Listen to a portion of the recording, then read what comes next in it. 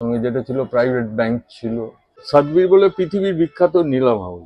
ভাই আজকালকার দিনে না মেকানিক্যাল ঘড়ি বা কোয়ার্টজের ঘড়ি দেখাই যায় না। আমরা আছি the time keeper of Kolkata, অর্থাৎ ভোলানাথ অ্যান্ড সানসেট ঠিক পাশে। ঘড়ি মানেই শুধু সময় নয়, ঘড়ি মানে একটা গল্প, স্মৃতি, আর তার সাথে জুড়ে থাকা হাজারো আবেগ।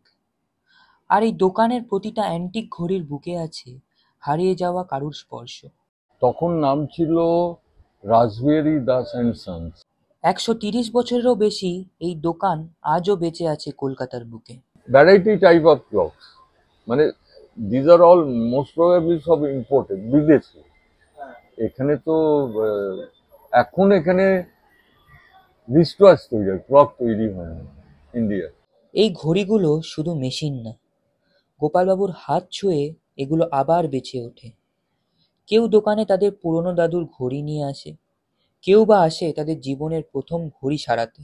মাঝে মাঝে বাজতে থাকা টিক টিক শব্দগুলো মনে করিয়ে দেয় সময়টা চলে গেলেও স্মৃতিগুলো কিন্তু থেকেই যায়। একটা রোলেক্স এসেছিল ব্যাঙ্গালোর থেকে, সেটা ভদ্রলোকও আমায় চেনেন না, আমিও ভদ্রলোককে দেখিনি। মানে ওভার টেলিফোনে যোগাযোগ হয় এবং ওনার রড, চাবি আর নেক থাকে। তা উনি বললেন একটা শাড়ি দিতে পারবেন? বললেন হ্যাঁ। তাহলে অ্যানাদার কত দিতে হবে?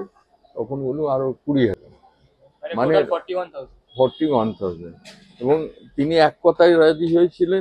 মানুষের ভরসা এবং বিশ্বাসের দ্বারা আজ এই দোকান এখনো এই অচেনা শহরের মধ্যে লড়াইটা চালিয়ে যাচ্ছে। ইতি আমাদের গল্পগুলো।